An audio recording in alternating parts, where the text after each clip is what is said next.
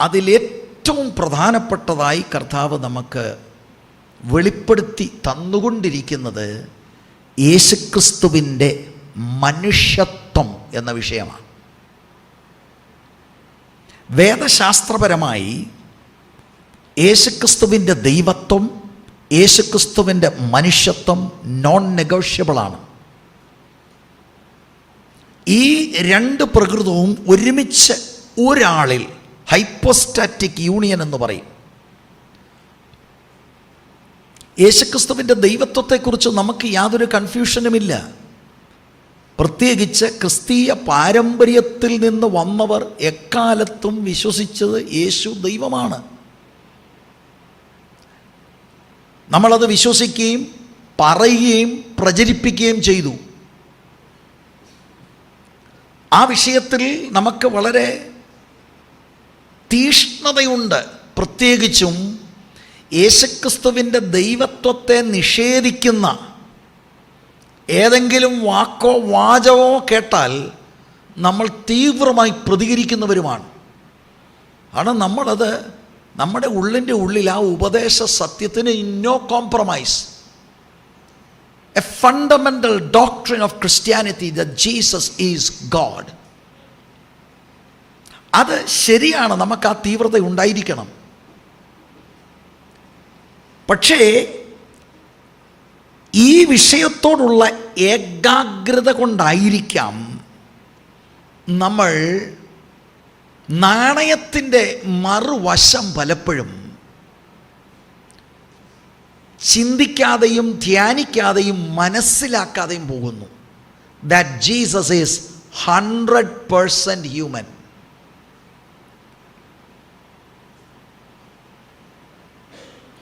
ഇന്നും എനിക്ക് നിങ്ങളോട് പറയാനുള്ള യേശുക്രിസ്തുവിൻ്റെ മനുഷ്യത്വത്തിലെ ഒരു പ്രത്യേകത എന്ന് പറഞ്ഞാൽ, നമ്മളെപ്പോലെ തന്നെ ഹ്യൂമൻ ഇമോഷൻസ് കർത്താവിനുണ്ടായിരുന്നു.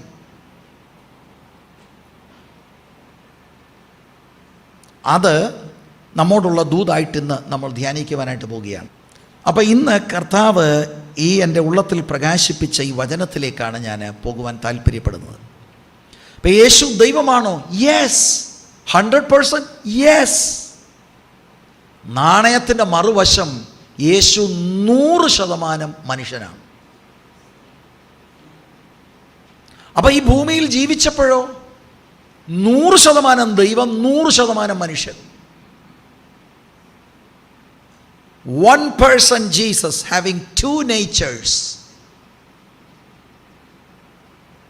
പരിശുദ്ധാത്മാവിൻ്റെ ശക്തിയാൽ അവിടുത്തെ മനുഷ്യത്വത്തിലാണ് അവിടുന്ന് ജയകരമായി ജീവിച്ച് നമുക്ക് ഒരു മാതൃകയായത്.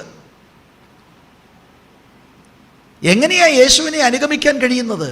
How can you follow Jesus if he did or lived in his divinity?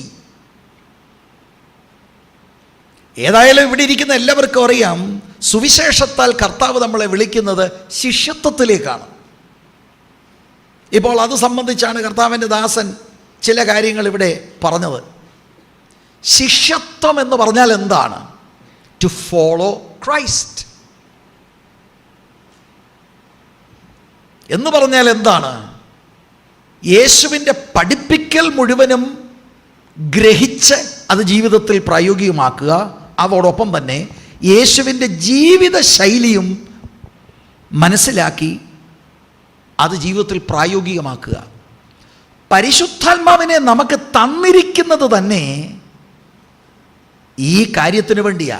ആത്മാവ് സജീവമായി നിങ്ങളിൽ ഉണ്ടെങ്കിൽ He will show you Christ.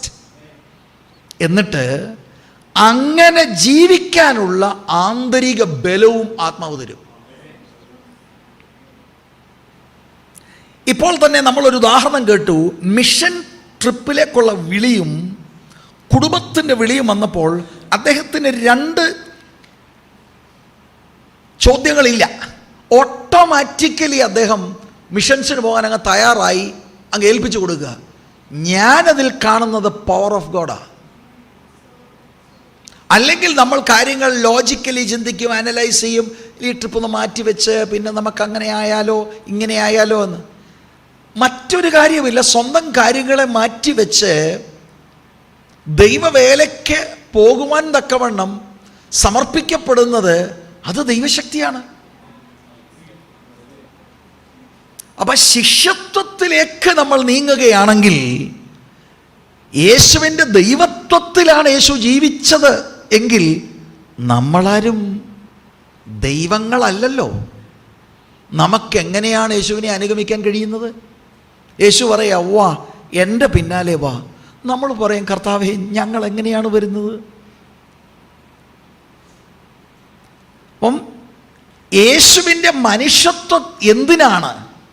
അനേക കാരണങ്ങളുണ്ട്. അതിലെ ഒരു പ്രധാനപ്പെട്ട കാര്യം നമുക്കൊരു മാതൃകയാകാനൂടെയാണ്. നമുക്കൊരു മാതൃകയാകാനാണ്. പല കാരണങ്ങളുണ്ട്. ഇന്നത്തെ വിഷയത്തോടുള്ള ബന്ധത്തിലാണ് പറയുന്നത്. ജീസസ് നമ്മുടെ മുൻപിൽ നടക്കുകയാണ്. ജീസസ് നമ്മളോട് പറയാ, ഞാൻ കണ്ടോ എങ്ങനെയാണ് റിയാക്ട് ചെയ്യുന്ന ഓരോ സിറ്റുവേഷനിലാണ്, നീ അതുപോലെ വാ, എൻ്റെ കാൽച്ചുവടുകളെ പിൻപറ്റ്. അവിടെ യേശുവിൻ്റെ മനുഷ്യത്വത്തെക്കുറിച്ചുള്ള വെളിപ്പാട് നമുക്കുണ്ടാകണം. കേവലം അറിവ് പോരാ. We need revelation of the humanity of Christ.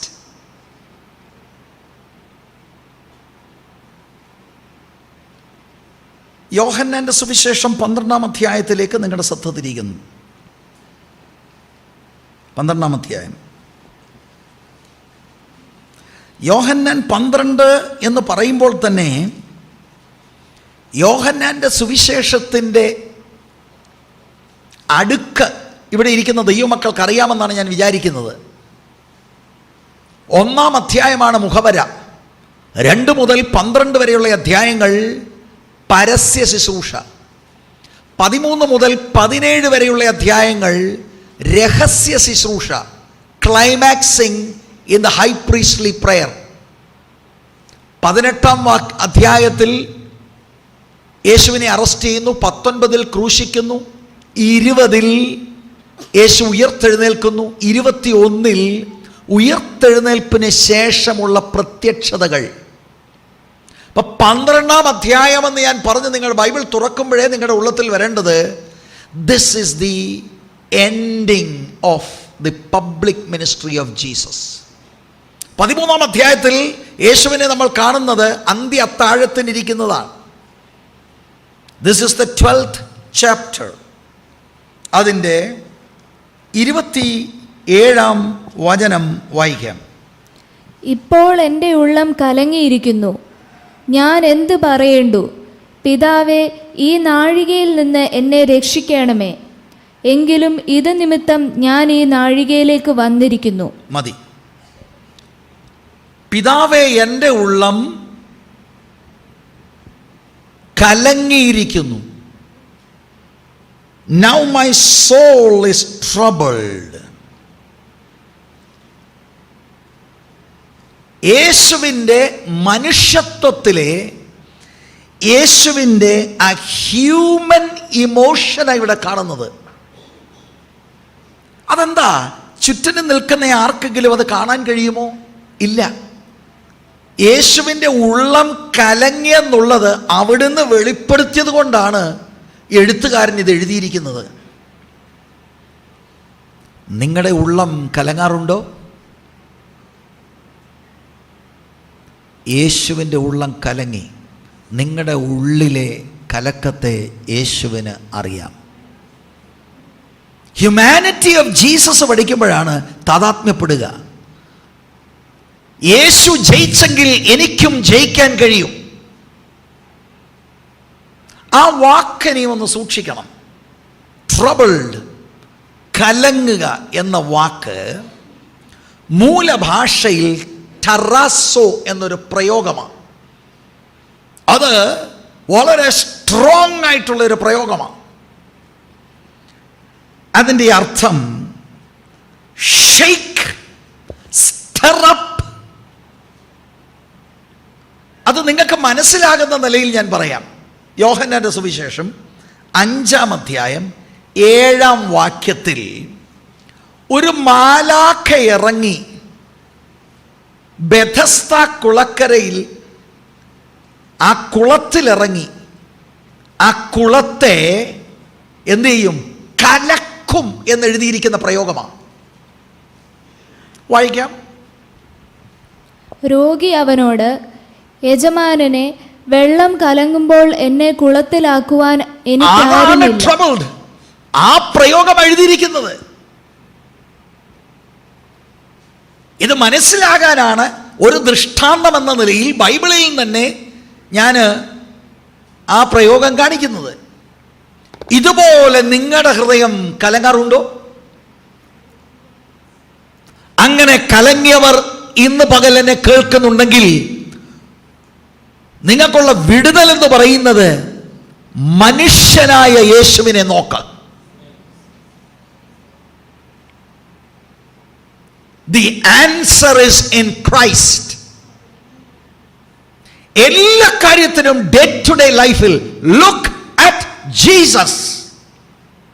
ഇവിടെയാണ് ദ ഹ്യൂമാനിറ്റി ഓഫ് ക്രൈസ്റ്റിന്റെ വെളിപ്പാട് നമ്മൾക്ക് പ്രയോജനമാകുന്നത്. ഇത് പലർക്കും അക്കാഡമിക്കലായിട്ട് അറിയാം, പക്ഷേ വെളിപ്പാടിൽ പലർക്കില്ല. എന്നോട് ഇത് കർത്താവ് ഇടപെടുന്ന സമയത്ത് നിങ്ങൾക്കറിയാമോ, ഞാനൊരു വാഹനത്തിൽ സഞ്ചരിക്കുകയാണ്. എൻ്റെ മകൻ അറിയത്തില്ല എൻ്റെ ഹൃദയത്തിൽ എന്താണെന്ന്, എൻ്റെ ഭാര്യയ്ക്ക് അറിയില്ല. പക്ഷേ ആത്മാവ് ഇത് എൻ്റെ ഉള്ളത്തിൽ കൊണ്ടുവന്ന് യേശുവിനെ ഞാൻ ശ്രദ്ധിച്ചപ്പോൾ എൻ്റെ അനുഭവം ഞാൻ നിങ്ങളോട് പറയാം.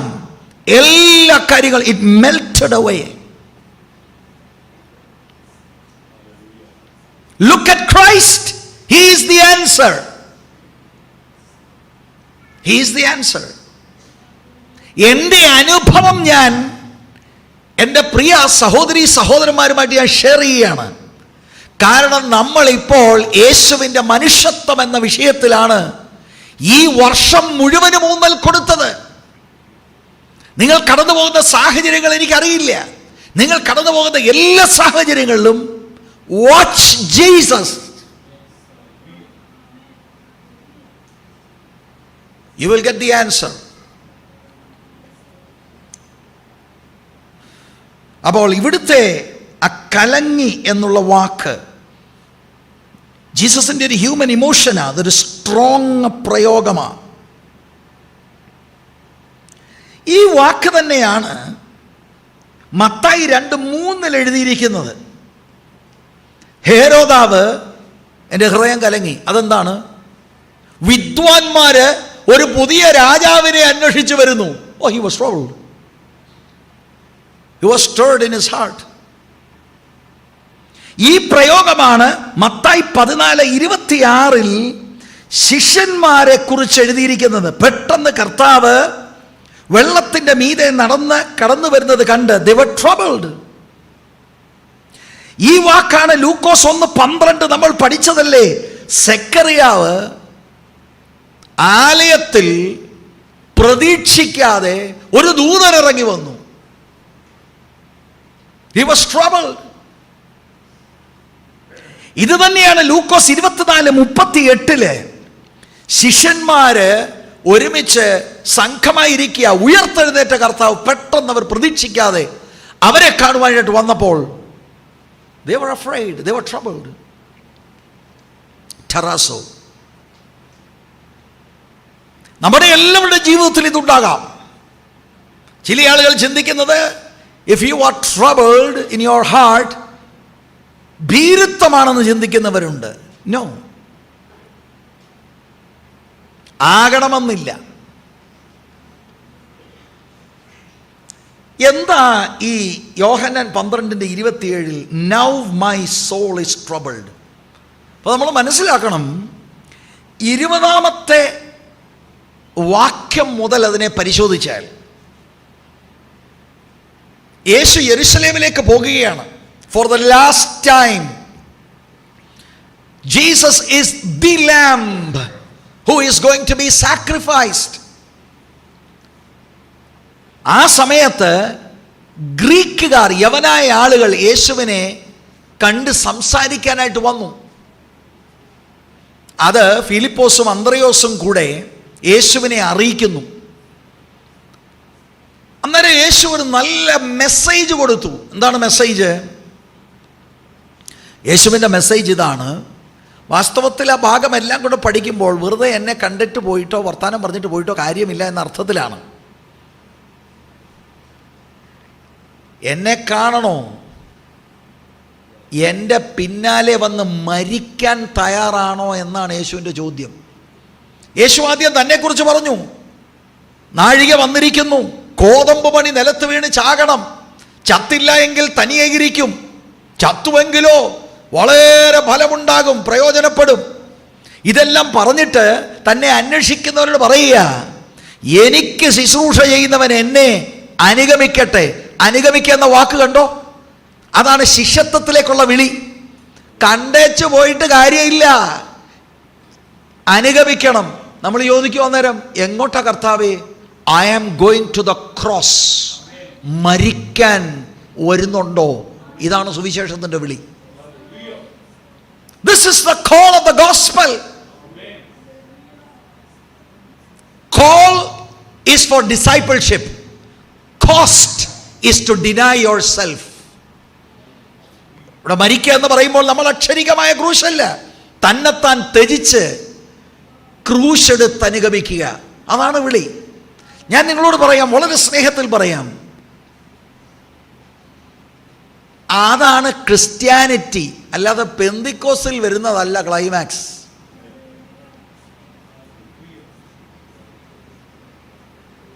പെന്തിക്കോസിൽ വരുന്നതല്ല ക്ലൈമാക്സ്. പെന്തിക്കോസിൽ വന്നാൽ ദൈവവചനമൊക്കെ കേൾക്കാം, ചിലയിടങ്ങളിൽ അത് ഇല്ല. യേശു വിളിക്കുന്നത് നമ്മുടെ ഹിതം ഒന്നും നടക്കരുത്, ദൈവത്തിൻ്റെ ഹിതം നടക്കണം. He is calling us to die to ourselves. ഗംഭീര പ്രസംഗമാണ് യേശു നടത്തിയത്.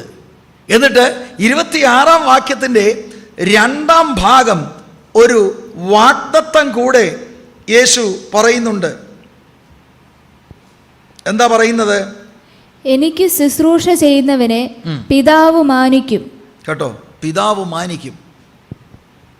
എൻ്റെ പുറകെ വന്നാൽ, ഈ ക്രൂശ് എടുത്തോണ്ട് വന്നാൽ, ഫാദർ വിൽ ഓണർ യു. ഇതങ്ങോട്ട് പറഞ്ഞു കഴിഞ്ഞ്, അപ്പൊ യേശു മരിക്കുമെന്ന് യേശുവിന് അറിയാമല്ലോ. കാരണം 23-ാം വാക്യത്തിൽ പറയുന്നു നാഴിക വന്നെന്ന്. അത് ആദ്യമായിട്ടാണ് ജോൺസ് ഗോസ്പലിൽ നാഴിക വന്നെന്ന് പറയുന്നത്. 2-ാം അധ്യായത്തിന് 4-ാം വാക്യം മുതൽ നാഴിക വന്നിട്ടില്ല വന്നിട്ടില്ല വന്നിട്ടില്ല എന്ന് ആവർത്തിച്ച് പറഞ്ഞ യേശു ഫസ്റ്റ് ടൈം പറയുക, ദ അവർ ഹാസ് കം. ക്രൂശിക്കപ്പെടാനുള്ള നാഴിക വന്നിരിക്കുന്നു എന്നർത്ഥം. എന്നിട്ട് കർത്താവ് ക്രിസ്ത്യൻ പ്രിൻസിപ്പിളാണ് എക്സ്പ്ലെയിൻ ചെയ്യുന്നത്. ക്രിസ്ത്യാനിറ്റിയിൽ ഗ്ലോറിഫിക്കേഷൻ ത്രൂ ഡെത്ത്, മരണത്തിലൂടെയുള്ള മഹത്വീകരണം. നമ്മുടെ എല്ലാം ജീവിതത്തിൽ എങ്ങനെയാ? ക്രൂശ് എടുത്ത് അനുഗമിക്കുക, അതിനാണ് ആഹ്വാനം. ഈ വലിയ പ്രസംഗം കഴിഞ്ഞ് ഉടനെ 27-ാം വാക്യത്തിൽ പറയുക, എൻ്റെ ഉള്ളം കലങ്ങിയിരിക്കുന്നു. Y Lord? എത്ര ശക്തമായ പ്രസംഗമാണ് പ്രസംഗിച്ചത്. എന്നിട്ട് ഹൃദയം കലങ്ങിയോ? കലങ്ങിയെങ്കിൽ കാരണം എന്താണ്? നോക്കിക്കുക, 27-ാം വാക്യത്തിൻ്റെ ആ ചോദ്യം കഴിഞ്ഞിട്ട് അതിന് ശേഷമുള്ള 2-ാം ഭാഗം. പിതാവേ, ഈ നാഴികയിൽ നിന്ന് എന്നെ രക്ഷിക്കണമേ. ഈ നാഴികയിൽ നിന്ന് എന്നെ രക്ഷിക്കണമേ. ഈ നാഴികയെ വരുന്നെന്നും നാഴികയെക്കുറിച്ചുള്ള ദൂതല്ലേ കർത്താവേ പറഞ്ഞത്? യെസ്. അപ്പൊ ക്രൂശിൽ എന്താണ് സംഭവിക്കാൻ പോകുന്നത് എന്നതിനെ കുറിച്ച് ദൈവത്തിന്റെ പുത്രന് ഒരു വെളിപ്പാടുണ്ടായിരുന്നു, അറിവുണ്ടായിരുന്നു. എന്താ ക്രൂശിൽ നടക്കുന്നത്? പാപം ഒരിക്കൽ പോലും ചിന്തിക്കാത്ത, പാപമില്ലാത്തവന്റെ മേൽ ലോകത്തിന്റെ പാപത്തെ ചുമക്കുന്ന ആ ഒരു വലിയ കാര്യം കർത്താവിന് അറിയാമായിരുന്നു. അങ്ങനെ പാപത്തെ ചുമക്കുമ്പോൾ ഉണ്ടാകുന്ന അനുഭവം എന്താ? ഒരു സമയത്തേക്ക് പിതാവ് തന്റെ മുഖം മറയ്ക്കും. ഇന്നലത്തെ നിത്യത മുതൽ പിതാവും പുത്രനുമായിട്ടുള്ള ഒരിക്കൽ പോലും മുറിഞ്ഞു പോകാത്ത അഭേദ്യമായ കൂട്ടായ്മയുടെ മേൽ നിഴൽ വീഴും. ഇങ്ങനെ ക്രൂശ് മരണത്തിൽ ക്രൂശ് താൻ ഏറ്റെടുക്കുമ്പോൾ ഉണ്ടാകാൻ പോകുന്ന വിഷയങ്ങളുടെ ഗൗരവത്തെക്കുറിച്ച് ദൈവത്തിന്റെ പുത്രന് നല്ല അറിവുണ്ടായിരുന്നു. ഒരു ചിന്ത അന്നേരം പോകുകയാണ്. എന്താണ് ചിന്ത? Father, save me from this hour. അതൊരു ചോദ്യമായിട്ടാണ്. മലയാളത്തിൽ വായിക്കാം. പിതാവേ, ഈ നാഴികയിൽ നിന്ന് എന്നെ രക്ഷിക്കണമേ. ഒരു ചോദ്യമായിട്ടാ. അപ്പൊ അങ്ങനെ ഒരു he's troubled. പക്ഷെ പെട്ടെന്ന് കർത്താവ് എന്താ പറയുന്നത്? അതിന്റെ മറുപടിയായി, എങ്കിലും ഇത് നിമിത്തം ഞാൻ ഈ നാഴികയിലേക്ക് വന്നിരിക്കുന്നു. No no don't save me. ഞാൻ സ്വർഗത്തിൽ നിന്ന് ഇറങ്ങി വന്നത് തന്നെ ഈ മണിക്കൂറിലേക്കാണ്, ഈ നാഴികയിലേക്കാണ്, ഈ ക്രൂശ് മരണത്തിനാണ്, ഈ നിന്ന ചുമക്കാനാണ്, മനുഷ്യനെ വിടുവിക്കാൻ, ഈ പാപ പരിഹാരമായി യാഗമായി തീരാനാണ്. ഹൃദയത്തിനകത്തെ ആ സംഘർഷമാണ് അവിടെ നടക്കുന്നത്. പക്ഷേ കർത്താവ് പിതാവ് ഏൽപ്പിച്ച ദൗത്യത്തിൽ നിന്ന് മാറുന്നില്ല. 28-ാം വാക്യത്തിൽ തീർത്തൊരു പ്രാർത്ഥന.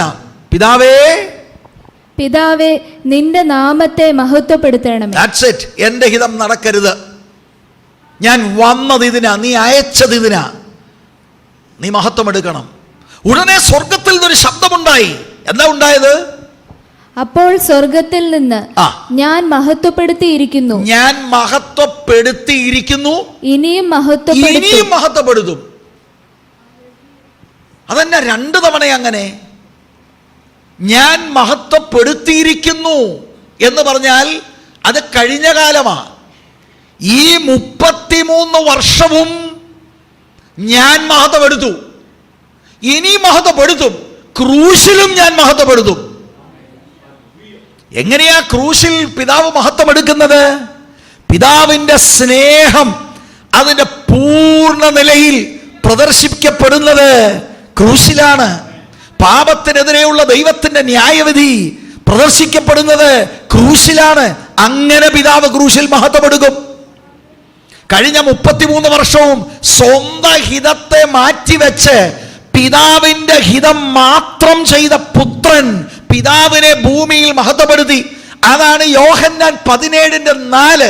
ചില മണിക്കൂറുകളെ ഉള്ളു ക്രൂശിൽ കയറുവാൻ. യേശു പറയാ, പിതാവേ, അങ്ങ് എനിക്ക് തന്ന ആ ദൗത്യം ഞാൻ പൂർത്തീകരിച്ചു, അങ്ങേ ഞാൻ മഹത്വപ്പെടുത്തി ഭൂമിയിൽ. നിങ്ങൾക്ക് ദൈവത്തെ മഹത്വപ്പെടുത്തണമെന്നുണ്ടോ? ജീസസ് വെച്ച പാതയതാ. നിങ്ങളുടെ ഇഷ്ടമൊന്നും നടക്കരുത്, ദൈവത്തിൻ്റെ ഹിതം നടക്കണം.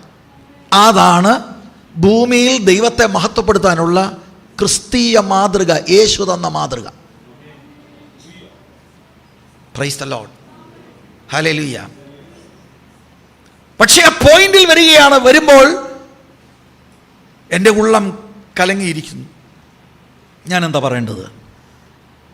ഇതിനകത്തൊന്ന് പിതാവേ എന്നെ രക്ഷിക്കണമെന്നോ? നോ, ഞാൻ ഇതിനു വേണ്ടിയല്ലേ വന്നത്. പിതാവേ, യു ടേക്ക് ദ ഗ്ലോറി. ഏൽപ്പിച്ചു കൊടുക്കുക. ആത്മാവ് എന്നോട് പറഞ്ഞ ദൂത് ഞാൻ പറയാം. നിങ്ങളിലാരും കൃപ വിട്ടു പോകരുത്. മുന്നോട്ടൊരു സ്റ്റെപ്പ് വെക്കാൻ കഴിയാത്ത സാഹചര്യങ്ങൾ നിങ്ങളുടെ മുൻപിൽ വന്നുവെന്ന് വരാം. നിങ്ങളുടെ ഹൃദയത്തെ ഇളക്കി മറിച്ചുവെന്ന് വരാം. നിങ്ങൾ ഈ പാതയിലൂടെ പോകുമ്പോൾ പിതാവേ എൻ്റെ ജീവിതത്തിലൂടെ മഹത്വം എടുക്കണമെന്ന് പറഞ്ഞ് തന്നെത്താൻ ഏൽപ്പിച്ചു കൊടുക്കണം. ചിലപ്പോൾ വിശ്വാസത്തിൽ നിന്ന് മാറിപ്പോകാനുള്ള തോന്നലുകൾ ശത്രു കൊണ്ടിടും. സഭയിൽ നിന്ന് പോകണമെന്ന് ശത്രു നിന്റെ ഹൃദയത്തിനകത്ത് കൊണ്ട് ഇടും. നിന്നെ ദൈവം ഏൽപ്പിച്ച ശുശ്രൂഷയിൽ നിന്ന് എനിക്കിനി മുന്നോട്ട് പോകാൻ കഴിയത്തില്ല എന്ന സാഹചര്യങ്ങൾ വന്നേക്കാം. അവിടെയാണ് makeup your mind, don't quit. ദൈവം വിളിച്ചിട്ടുണ്ടെന്ന് ഉറപ്പുണ്ടോ? ദൈവം എന്തെങ്കിലും ഏൽപ്പിച്ചിട്ടുണ്ടെന്ന് ഉറപ്പുണ്ടോ? അന്ത്യശ്വാസം വരെ, അത് പൂർത്തീകരിക്കുന്നിടം വരെ പിതാവേ മഹത്വമെടുക്കണമേ. യേശുവിന്റെ ഉള്ളം കലങ്ങി. ചില സാഹചര്യങ്ങൾ നമ്മുടെ ഉള്ളം കലങ്ങാൻ സാധ്യതയുണ്ട്. അതിന്റെ നടുവിൽ യേശു വെച്ച മാതൃക എന്താ? പിതാവുമായി ബന്ധപ്പെടുകയാണ്. പിതാവുമായിട്ട് ബന്ധപ്പെടുകയാണ്. എന്റെ ഹിതം നടക്കരുത്. No, I don't want to escape. ഒരു വാക്ക് പറഞ്ഞാൽ മതി, പിതാവേ this is enough, I want to come home heaven. ഒരു പാപവും ചെയ്തിട്ടില്ല.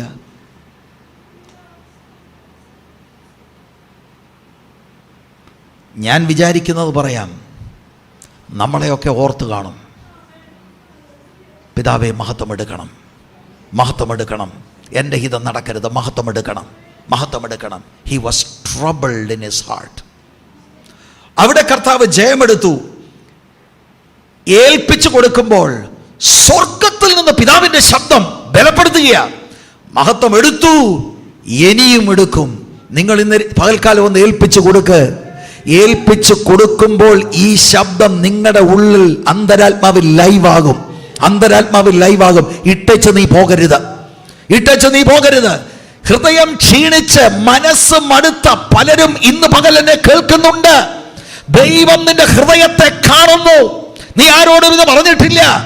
ഭാര്യയ്ക്ക് ഭർത്താവിന്റെ ഹൃദയം അറിയത്തില്ല, ഭർത്താവിന് ഭാര്യയുടെ അറിയത്തില്ല, മക്കളുടെ ഹൃദയത്തിന്റെ നിലവാരം നമുക്കറിയത്തില്ല, മക്കൾക്ക് മാതാപിതാക്കളുടെ ഒട്ടും അറിയത്തില്ല.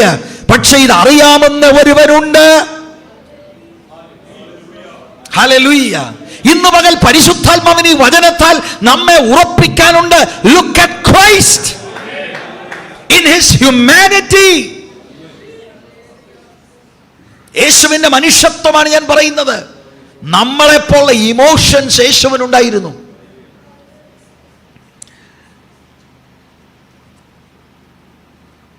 ക്രൂശിൽ നടക്കാൻ പോകുന്ന ഒരു സബ്സ്റ്റിറ്റ്യൂഷണറി ഡെത്താണ്. 2 കൊരിന്ത്യർ 5:21, 1 പത്രോസ് 2:24 ഈ വാക്യങ്ങൾ വായിക്കണ്ട, അവിടെയൊക്കെ നമുക്ക് കാണുവാനായിട്ട് കഴിയും. ഗലാത്യർ 3:13 പറയുന്നത് പാപത്തിന്റെ ആ ശാപമൊക്കെ നമുക്ക് വേണ്ടി കർത്താവ് വഹിക്കുകയാണ്. He is the sinless one. അതിൻ്റെ ആ ഭീകരത കർത്താവിന് നന്നായി അറിയാം. Cross did not take Jesus by surprise. ജീസസിന് ശരിക്കും അറിയാം എന്ത് വിലയാണ് അവിടെ കൊടുക്കേണ്ടതെന്ന്. ആ ഗൗരവം മനസ്സിലാക്കിയാണ് he was troubled in his heart. പക്ഷേ പിതാവിൻ്റെ ഇഷ്ടത്തിൽ നിന്ന്, ആ നിത്യത മുതലുള്ള വീണ്ടെടുപ്പിന്റെ പദ്ധതിയിൽ നിന്ന് he will not deviate. നമ്മളും അത് ചെയ്യരുത്. രക്ഷിക്കപ്പെട്ട ദൈവമക്കളെ, നമ്മളെക്കുറിച്ച് ദൈവത്തിനൊരു പ്ലാൻ ഉണ്ട്. വ്യക്തിപരമായി കുടുംബമായി ഒരു പ്ലാൻ ഉണ്ട്. ദൈവത്തിന് നമ്മുടെ കുടുംബത്തിലൂടെ നമ്മളിലൂടെയും ചില കാര്യങ്ങൾ ഭൂമി ചെയ്യാനുണ്ട്. Do not deviate. Praise the lord. Hallelujah.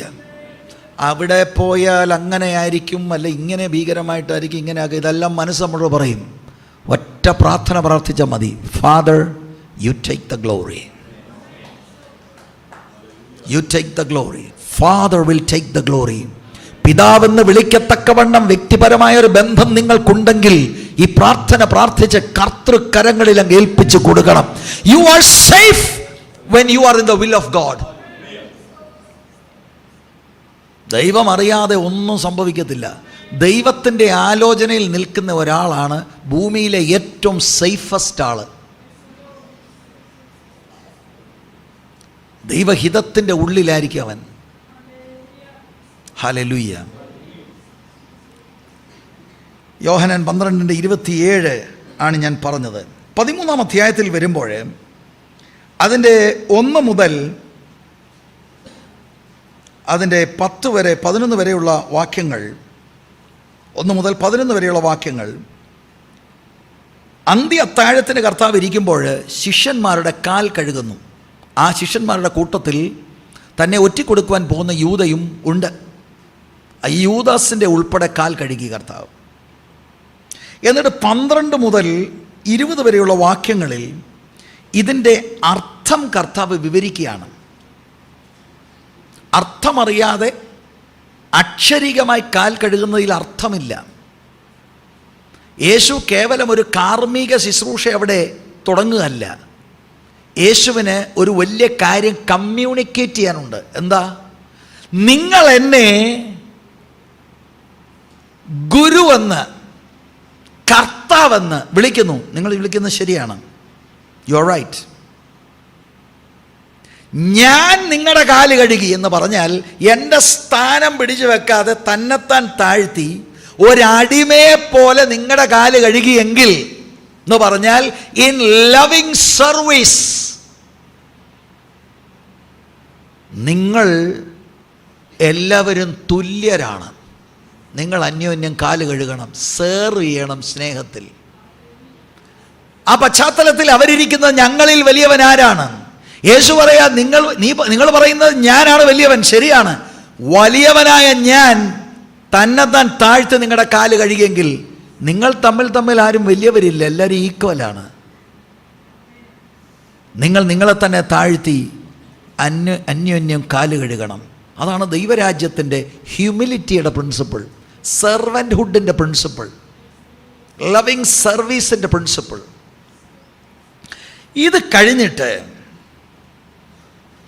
യേശു തന്നെ ഒറ്റിക്കൊടുക്കുന്നത് ആരാണെന്ന് വെളിപ്പെടുത്തി. 21 വാക്യം വായിക്കാം. ഇത് പറഞ്ഞിട്ട് യേശു ഉള്ളം കലങ്ങി ടറസോ, ഉള്ളം കലങ്ങി, ആമേൻ ആമേൻ ഞാൻ നിങ്ങളോട് പറയുന്നു, നിങ്ങളിൽ ഒരുത്തൻ എന്നെ കാണിച്ചു കൊടുക്കും എന്ന് സാക്ഷീകരിച്ച് പറഞ്ഞു. എത്ര വലിയ വിഷയമാണ്! 3.5 വർഷം മുമ്പ് ഇവരെ തെരഞ്ഞെടുത്തതാണ്. ഈ വർഷങ്ങളെല്ലാം ഇവരെ നടന്ന് ഈ അത്ഭുതങ്ങളെല്ലാം ഇവർ കണ്ടതും ദൈവരാജ്യം അവരെ മനസ്സിലാക്കാൻ യേശു പഠിപ്പിച്ചതുമാണ്. അവരിൽ ഒരാള് അവൻ്റെ ഹൃദയത്തിലൂടെ കടന്നു പോകുന്നത് യേശുവിന് നന്നായിട്ടറിയാം. യോഹന്നാൻ 6-ാം അധ്യായം മുതലേ പറയുന്നുണ്ട് നിങ്ങളൊരുത്തൻ പിശാചാണെന്ന്. യേശുവിനെ നമുക്കൊന്നും മറക്കാനൊക്കത്തില്ല. എന്നാൽ 13-ാം അധ്യായത്തിൻ്റെ ആരംഭത്തിൽ പറയുന്നത് അവൻ അവസാനത്തോളം അവരെ സ്നേഹിച്ചു. ജീസസ് ആ ലാസ്റ്റ് മണിക്കൂറുകളിൽ ടോട്ടൽ കൺട്രോളിലാണ്. ജീസസിന് അറിയാം എന്തൊക്കെയാണ് സംഭവിക്കാൻ പോകുന്നത്. അവിടെയൊക്കെ എൻ്റെ ഉള്ളത്തെ വളരെ ധൈര്യപ്പെടുത്തുന്നൊരു കാര്യമുണ്ട്. സാഹചര്യങ്ങൾ എത്ര ഇളകി പറഞ്ഞാലും ഒരു ദൈവവൈതലിൻ്റെ പ്രതികരണം അവിടെ. His father is in control. When people say it is out of control, you must say your father is in control. That is spirituality. എന്ത് വിഷയമാകട്ടെ, ഏതായാലും ഇതിനെക്കാട്ടിൽ വലിയ വിഷയമൊന്നുമില്ലല്ലോ. ലോകത്തിലെ എന്ത് വിഷയമാകട്ടെ, നിങ്ങൾക്ക് ദൈവവുമായി വ്യക്തിപരമായ ഒരു ബന്ധമുണ്ടെങ്കിൽ നിങ്ങൾക്ക് ശക്തമായി പറയാൻ കഴിയും, my father is in control of this situation, whatever the situation. Hallelujah. He is in control and he loved all the disciples till the last. ആ സ്നേഹത്തിലായി കാല് കഴുകുന്നത്. ആ സ്നേഹത്തിലാണ് 13:31 മുതൽ 16-ാം അധ്യായം വരെ പഠിപ്പിക്കുന്നത്. ആ സ്നേഹത്തിലാണ് 17-ാം അധ്യായത്തിലെ മഹാപുരോഹിത പ്രാർത്ഥന. അവസാനത്തോളം അവനവരെ സ്നേഹിച്ചു. ഇപ്പോൾ ഉള്ളം കലങ്ങുന്നത് ഈ സ്നേഹിച്ചിട്ടും ഇവൻ എന്നെ ഒറ്റിക്കൊടുക്കാൻ പോവുകയാണല്ലോ, ഇവന്റെ ഭാവി എന്തായിത്തീരും? ഇവൻ നിത്യ നരകത്തിൽ പോകും, ഇവന്റെ ഉള്ളത്തിൽ പിശാച് കയറും. 13-ന്റെ ആരംഭത്തിൽ യൂദസിനോട് പിശാച് തോന്നിപ്പിച്ചു എന്ന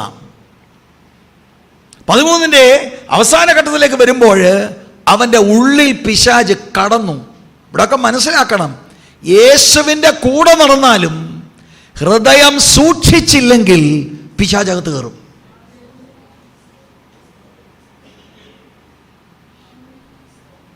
പിശാച് കയറുന്ന വളരെ പ്രധാനപ്പെട്ട ഒരു വഴിയാണ് പണക്കൊതി.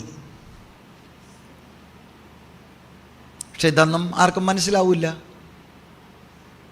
ദൈവപ്രവൃത്തി നേരിട്ട് കണ്ട് അനുഭവിച്ച് ആസ്വദിച്ച അപ്പോസ്തോലിക തസ്തികയിലേക്ക് വന്ന ഒരു പ്രധാനപ്പെട്ട ശിഷ്യനെ മറിച്ചത് പണക്കൊതിയാണ്. The devil entered into him and he was willing to betray his master. And Jesus was troubled in his heart. കാല് കഴുകി നോക്കി,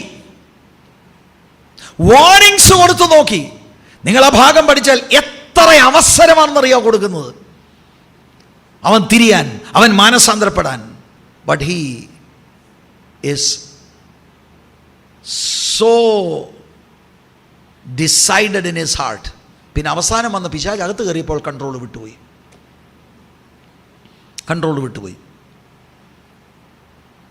and Jesus heart was troubled. ഉറ്റവരും സ്നേഹിതരും ബന്ധത്തിലുള്ളവരും കൂട്ടായ്മക്കാരും എവിടെങ്കിലും പാരവെച്ചതായിട്ടോ എവിടെയെങ്കിലും തള്ളിപ്പറഞ്ഞതായിട്ടോ കൂടെ നിൽക്കേണ്ടവർ കാലുവാരിയ അനുഭവങ്ങളുണ്ടോ? Look at Jesus. His heart was troubled. ക്രൂശിന്റെ വേദന ഒരു സ്ഥലത്ത് ഒരു ഭാഗത്തുണ്ട്. ഈ ക്രൂശിൽ എന്താണ് കർത്താവ് അനുഭവിക്കാൻ പോകുന്നത് അതുണ്ട്. പക്ഷെ അതിന് ഓൾറെഡി കർത്താവ് തയ്യാറാണ്. ഇവന്റെ ഭാവി എന്തായിത്തീരും?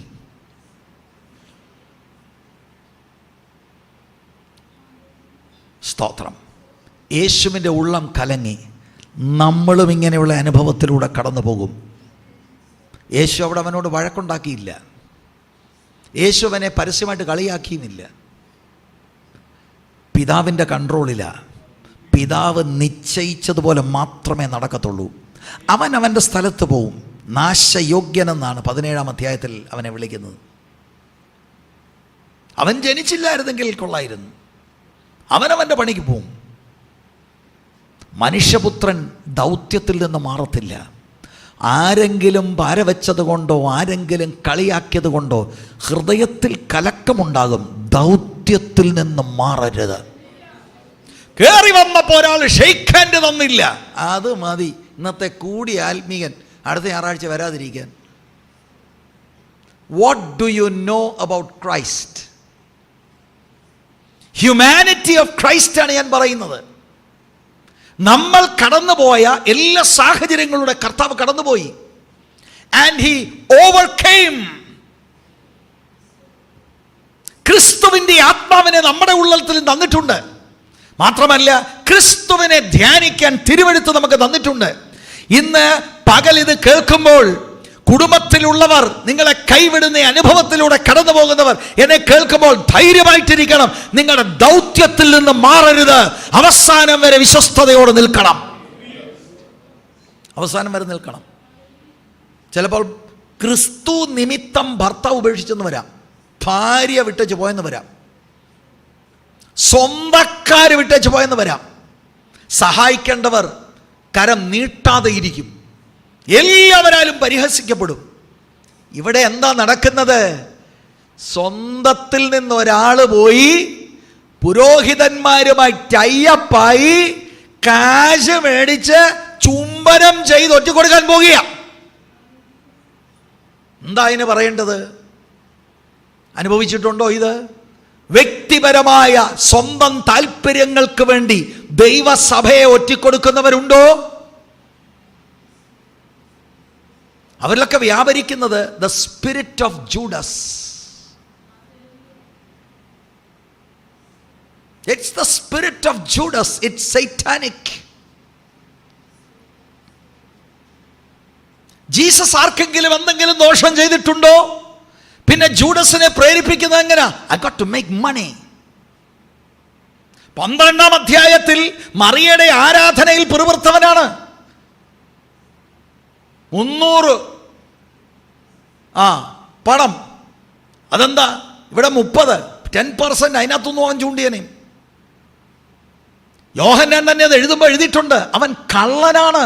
അല്ലാതെ അവന് സോഷ്യൽ വർക്ക് അല്ല വിഷയം. He's a thief. ജൂഡസിന്റെ സ്പിരിറ്റ് ഇന്നുമുണ്ട്. when people betray each other, hallelujah, അതിനകത്തുനിന്ന് യേശു മാറത്തില്ല. യേശു മാറത്തില്ല. he is going to the cross. he is going to the cross. യേശുവിൻ്റെ സ്നേഹവും കൺസേണുമാണ്. അവൻ്റെ ഉള്ളം കലങ്ങി. അവൻ്റെ ഉള്ളം കലങ്ങി. നമുക്കും അനുഭവം ഉണ്ടാവും.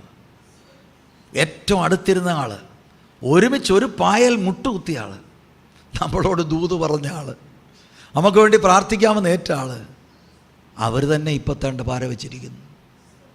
ഹൃദയം കലങ്ങും. ക്രിസ്തുവിനെ കാണാൻ ധൈര്യപ്പെടണം. ധൈര്യപ്പെടാം. ഇന്ന് പകൽ നിങ്ങളിൽ ചിലരോട് കർത്താവ് സംസാരിക്കുകയാണ്. ധൈര്യപ്പെട. നിന്നെ ഒരു വലിയ കാര്യത്തിന് ദൈവം വിളിച്ചിരിക്കുകയാണ്. ഹൃദയം കലങ്ങും. അത് സ്വാഭാവികമാണ്. നിന്നെ മുൻപിൽ നടക്കുന്ന യേശുവിനെ ധ്യാനിക്ക്. അവൻ ആ ദൗത്യത്തിൽ ഇട്ടേച്ചു പോയില്ല. അവൻ മുന്നോട്ട് പോയി.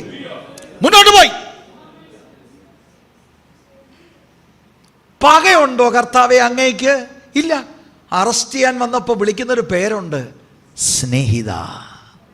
ഓ, ഇവൻ ഹാർട്ട് ഫെയിൽ ചെയ്യാൻ അറ്റാക്ക് ഉണ്ടാകുന്ന എങ്ങനെയാന്ന് അത്ര കഠിനമായി പോയി.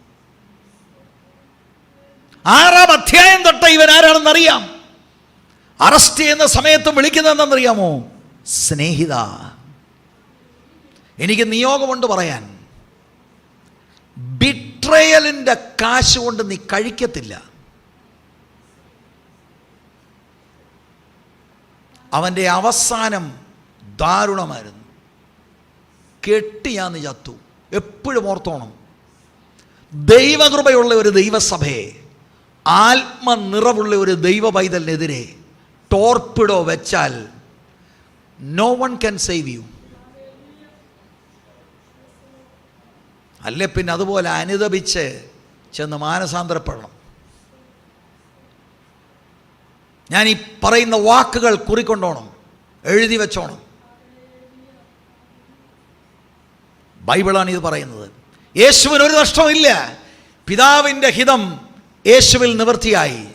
നഷ്ടം ജൂഡസിന് ഒരു നിത്യത മുഴുവൻ പോയി. ഒരു നിത്യത മുഴുവനും പോയി. Jesus heart was troubled because of Judas. ഒരു ഭാഗത്ത് ക്രൂശിലെ ആ വേദന, അക്ഷരിക വേദനയല്ല ഞാനിപ്പോൾ പറഞ്ഞത്, നടക്കാൻ പോകുന്ന കാര്യങ്ങളെക്കുറിച്ചുള്ള വെളിപ്പാട്. 12 പ്രധാനപ്പെട്ട ആളുകളിൽ ഒരാളിനെ പിശാച് വീഴ്ത്തി.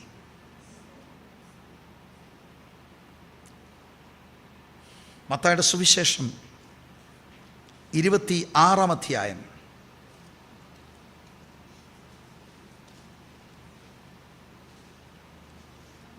36 മുതൽ 38 വരെയുള്ള വാക്യം. ഇത് ഗെത്സമന തോട്ടത്തിലെയാണ്. ഇത് ജോൺസ് ഗോസ്പലിലില്ല. ഗെത്സമന തോട്ടത്തിൽ 36 മുതൽ 38 വരെയുള്ള വാക്യം വായിക്കാം.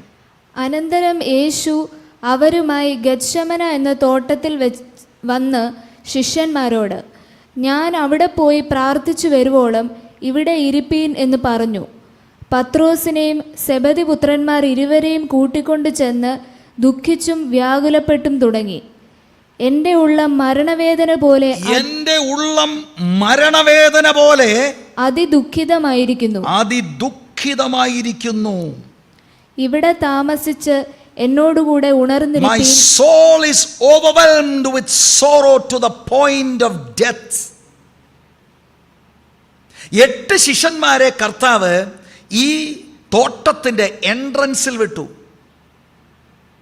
ബാക്കി 3 പേര്, പത്രോസ്, യാക്കോബ്, യോഹന്നാൻ, ഇവരെയും കൊണ്ടാണ് ഈ ഗാർഡൻ്റെ അകത്തേക്ക് പോകുന്നത്. 3 വട്ടം കർത്താവ് പ്രാർത്ഥിച്ചു, പിതാവേ, കഴിയുമെങ്കിൽ ഈ പാനപാത്രം എന്നിൽ നിന്ന് നീക്കണം, എങ്കിലും എൻ്റെ ഹിതമല്ല അവിടുത്തെ ഇഷ്ടം നടക്കണം. And his soul was overwhelmed with sorrow to the point of death. കൂടെ പ്രാർത്ഥിക്കാൻ വന്നവർ ഉറങ്ങുകയാണ്.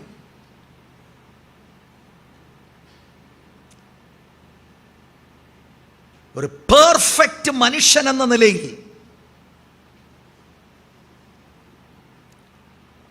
തൻ്റെ വിശുദ്ധമായ തൻ്റെ ഹൃദയം വരാൻ പോകുന്ന ആ പാപത്തെ ചുമക്കുന്ന ആ അനുഭവങ്ങളെ മുന്നിൽ കണ്ടുകൊണ്ട് തൻ്റെ ഹൃദയം വേദനിക്കുകയാണ്.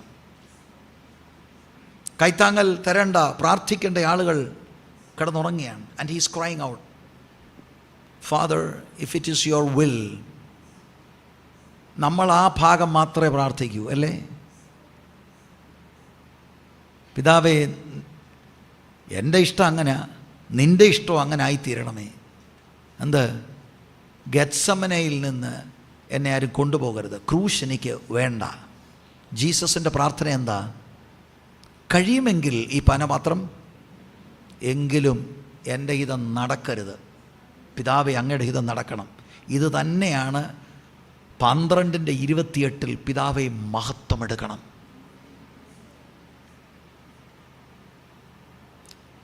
നിങ്ങളുടെ എൻ്റെയും ജീവിതത്തിൽ ഗെത്സമന ഉണ്ടാവും. ഗെത്സമനായിൽ എല്ലാവരും കൈവിടും. മുന്തിരിച്ചക്ക് സ്വന്തമായി ചവിട്ടണം. എല്ലാവരുടെയും ജീവിതത്തിലുണ്ടാവും. അവിടെ പ്രാർത്ഥിക്കുന്നവൻ ജയിക്കും. അവിടെ പിതാവിൻ്റെ ഇഷ്ടം മാത്രമെന്ന തീരുമാനമുള്ളവൻ ജയിക്കും. ബാക്കി എല്ലാവരും ഗെത്സമനയിൽ തോക്കും. ഗെത്സമനയാണ് ഫൈനൽ കോൺഫ്ലിക്റ്റ്. ക്രൂശ് അവോയ്ഡ് ചെയ്യ്, ക്രൂശ് അവോയ്ഡ് ചെയ്യ്.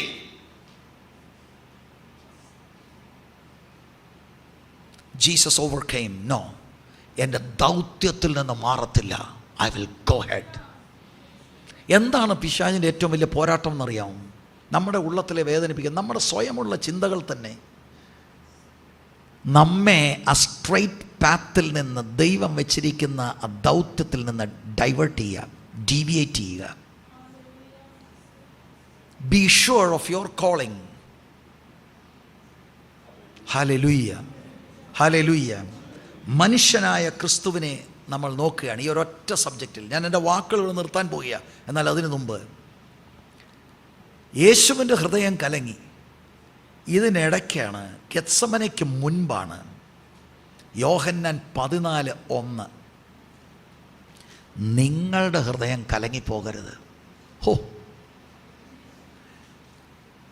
ഒരു കുടുംബത്തിൽ ഒരു പക്വതയുള്ള, ദൈവകൃപയുള്ള, ആത്മനിറവുള്ള ഒരു ദൈവ പൈതലുണ്ടെങ്കിൽ അവൻ്റെ ഉള്ളിൽ കലങ്ങിയിരിക്കുമ്പോഴും കുടുംബത്തോട് പറയാനുള്ള വാക്കാണ്, നിങ്ങളുടെ ഹൃദയം കലങ്ങരുത്, ദൈവത്തിൽ വിശ്വസിക്കുക. പിന്നെ യേശുവിന് പറയാൻ ഒക്കുന്ന വാക്കാണ്, എന്നിലും വിശ്വസിക്കുക. അവിടെ പിതാവും പുത്രനും തുല്യരാണ്. It's the divinity of Christ.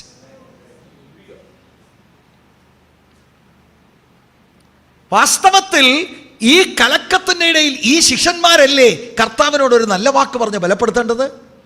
അവരുടെ ഉള്ളം കലങ്ങി. എന്തുകൊണ്ട് കലങ്ങി? യേശു പറഞ്ഞു, നിങ്ങളിൽ ഒരാൾ എന്നെ ഒറ്റിക്കൊടുക്കും, ഞാൻ നിങ്ങളെ വിട്ടിച്ചു പോകുക. അയ്യോ, ഞങ്ങൾ ഓർത്തത് അങ്ങ് മെസ്സിയയാണ് എല്ലാവരും പഠിപ്പിച്ചിരിക്കുന്നത്. മെസ്സിയ വന്നാൽ ഇവിടെ ഇപ്പോൾ രാജ്യം സ്ഥാപിക്കും, റോമാക്കാരെ എല്ലാം അട്ടിമറിക്കും. അങ്ങ് പറയുന്നു അങ്ങിപ്പോൾ ക്രൂശ് വരി പോവാണെന്ന്. അവരുടെ ഹൃദയം കലങ്ങി. ഇൻസെക്യൂർ ഫീലിംഗാ. യേശു ആ ഹൃദയത്തെ കണ്ടു. നോ, നിങ്ങളുടെ ഹൃദയം കലങ്ങരുത്, ദൈവത്തിൽ വിശ്വസിക്കുക, എന്നിൽ വിശ്വസിക്കുക. എന്നിട്ട് ഒന്നിനു പുറകെ ഒന്ന് ഒരു 7 വാഗ്ദത്തങ്ങൾ അങ്ങോട്ട് കൊടുത്തു. വാഗ്ദത്തം എന്ന വാക്ക് മലയാളക്കരയിൽ വല്ലാതാക്കിയ വാക്കാ. മുഴുവൻ വാഗ്ദത്തങ്ങളും നിത്യത സംബന്ധിച്ചുള്ള വാഗ്ദത്തമാണ്. എൻ്റെ പിതാവിൻ്റെ ഭവനത്തിൽ അനേക വാസസ്ഥലങ്ങളുണ്ട്, ഇല്ലെങ്കിൽ ഞാൻ നിങ്ങളോട് പറയുമായിരുന്നു, ഞാൻ നിങ്ങളെ ചേർക്കാൻ ഇനിയും വരും. ഹൃദയം കലങ്ങരുത്. ഒരു നിത്യത ഉണ്ട്, നിങ്ങൾക്കൊരു ശുശ്രൂഷയുണ്ട്, നിങ്ങൾക്ക് ഞാൻ ആത്മാവിനെ തരാം, എന്നോട് പ്രാർത്ഥിച്ചാൽ ഞാൻ മറുപടി തരാം. എത്ര വാഗ്ദത്തങ്ങളാണെന്നറിയോ? ഞാൻ നിങ്ങളെ അനാഥരായി വിടത്തില്ല. നിങ്ങൾ ഓർത്തിരിക്കുന്നത് ഞാൻ നിങ്ങളെ വിടുമെന്നാണോ? മറ്റൊരു കാര്യസ്ഥനെ എന്നേക്കും നിങ്ങളോട് കൂടെ ഇരിക്കാൻ. എന്ന് പറഞ്ഞാൽ ഞാനിപ്പോൾ 3-3.5 വർഷം കഴിഞ്ഞ് പോവുക, ആത്മാവ് ഒരിക്കലും പോകത്തില്ല. എന്നേക്കും നിങ്ങളോട് കൂടെ ഇരിക്കാൻ തരാം. എല്ലാം നിത്യത സംബന്ധിച്ചുള്ള കാര്യങ്ങളും ആത്മീക വാഗ്ദത്തങ്ങളാണ്. അല്ല ഇന്നത്തെ പോലെ വണ്ടി കിട്ടും, വീട് കിട്ടും, ഈ വാഗ്ദത്വമൊന്നുമല്ല. ആർക്കാണ്? ഹൃദയം കലങ്ങി. എന്നിട്ട് ഇതിൻ്റെ ക്ലൈമാക്സ് ആണ് 27-ാം വാക്യം നോക്കിക്കേ. ഹൃദയം കലങ്ങിയവരോട് പറയുന്നത്, സമാധാനം ഞാൻ നിങ്ങൾക്ക് തന്നേച്ചു പോകുന്നു, എൻ്റെ സമാധാനം ഞാൻ നിങ്ങൾക്ക് തരുന്നു. ലോകം തരുന്നത് പോലെ അല്ല ഞാൻ നിങ്ങൾക്ക് തരുന്നത്. നിങ്ങളുടെ ഹൃദയം കലങ്ങരുത്, ഭ്രമിക്കുകയും അരുത്, പേടിക്കുകയും അരുത്. ഠറാസോ, ഇളകി മറിയരുത്. ഞാനത് കാണുന്നു, ഇറ്റ്സ് നാച്ചുറൽ. ഒരുപാട് കാര്യങ്ങൾ നിങ്ങൾക്ക് മനസ്സിലാകുന്നില്ല. ദൈവത്തിൽ വിശ്വസിക്കുക, എന്നിൽ വിശ്വസിക്കുക. എൻ്റെ സമാധാനം ഞാൻ നിങ്ങൾക്ക് തരുന്നു. തിരിഞ്ഞ് നമ്മൾ ചോദിക്കുക, യേശുവേ അത് ഏത് സമാധാനമാ? നിങ്ങൾ കണ്ടില്ലേ, ഞാൻ ചില മണിക്കൂറുകൾ കഴിയുമ്പോൾ യാഗമായി തീരാൻ പോകുക, മൃഗീയമായിട്ട് എന്നെ കൊല്ലും. പക്ഷെ നിങ്ങൾ കണ്ടോ, I am so joyful, I am full of peace. അതെന്താ? എനിക്കറിയാം ഞാൻ എങ്ങോട്ടാണ് പോകുന്നതെന്ന്. ആ സമാധാനമാണ് ക്രിസ്തീയ സമാധാനം. ഞാൻ എൻ്റെ സമാധാനം നിങ്ങൾക്ക് തരുന്നത് ലോകം തരുന്ന പോലെയല്ല, ലോകം തരുന്ന പോലെയല്ല. Praise the Lord. ആരോടാ ഇത് പറയുന്നത്? ഹൃദയം കലങ്ങുന്ന ആളുകൾ. യേശുവിൻ്റെ ഹൃദയം കലങ്ങിയപ്പോൾ യേശു ഒരു പാപവും ചെയ്തില്ല. ആ കാര്യം നമ്മൾ വളരെ വ്യക്തമായി മനസ്സിലാക്കണം. നമുക്ക് തുല്യമായി സകലത്തിലും അവൻ പരീക്ഷിക്കപ്പെട്ടു, പാപം ചെയ്തില്ല.